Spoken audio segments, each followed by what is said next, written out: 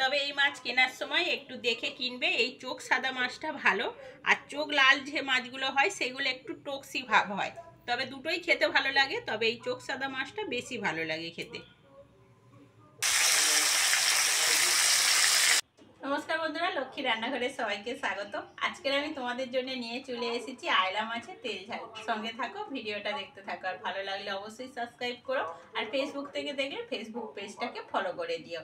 চলো রেসিপিটা শুরু করি। এখানে একটু রক্তদান শিবির হচ্ছে, একটু অল্প অসুবিধা হলে হতে পারে, সেটাকে মানিয়ে নিও। খেতে খুবই ভালো, খুবই টেস্টি একটা মাছ। আর এর হচ্ছে ঝাল ঝোল তেল ঝাল যাই করো না কেন খেতে খুব ভালো লাগে। আর এখানে বেশি উপকরণ নিইনি, কারণ মাছটা খুব টেস্টি মাছ, যেরকমভাবে করো না কেন খেতে ভালো লাগে। বেশি উপকরণ নেই। এখানে আছে পেঁয়াজ, কাঁচা লঙ্কা, আর হচ্ছে আলু। এই হচ্ছে আয়লা মাছের চোখগুলো বেশ বড় বড়। অনেকে আয়লা মাছ বলে, অনেকে খপখপি মাছ বলে, অনেকে শাটিং মাছ বলে, যে যে নামে চেনে। তবে যাই হোক, মাছটার প্রচুর টেস্ট, খেতে খুবই ভালো লাগে, আর কাঁটাও কম। তবে এই মাছ কেনার সময় একটু দেখে কিনবে। এই চোখ সাদা মাছটা ভালো, আর চোখ লাল যে মাছগুলো হয় সেগুলো একটু টক্সি ভাব হয়। তবে দুটোই খেতে ভালো লাগে, তবে এই চোখ সাদা মাছটা বেশি ভালো লাগে খেতে।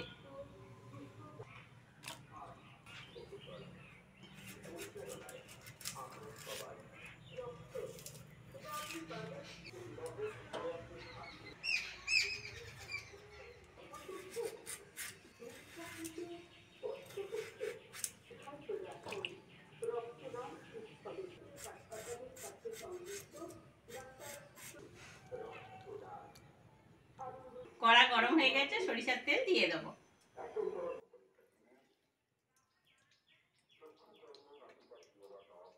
এবার মাছগুলো দিয়ে দেবো।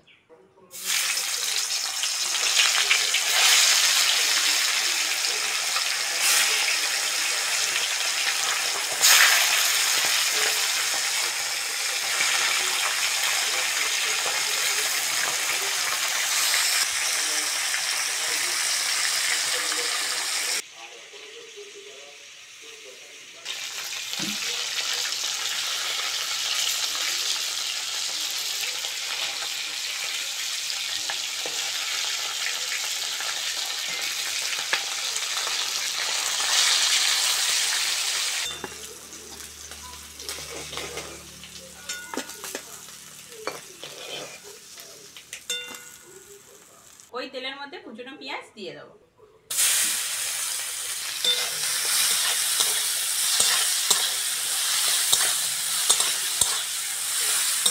পেঁয়াজটা ভালো করে ভেজে নিয়েছি, কেটে ধুয়ে রাখা আলুটা দিয়ে দেবো।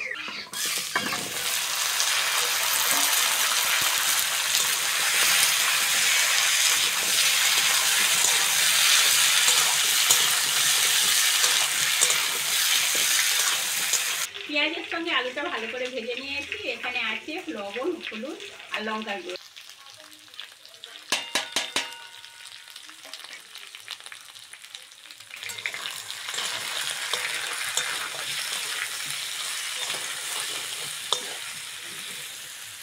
জল,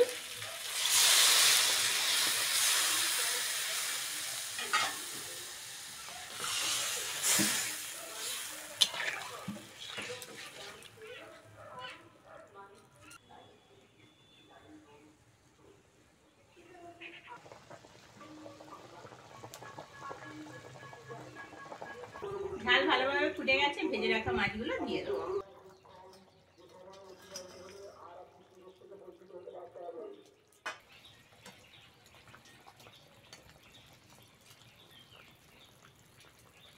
মাছের ঝাল হয়ে গেছে, কাঁচা লঙ্কা দিয়ে নামিয়ে নেব।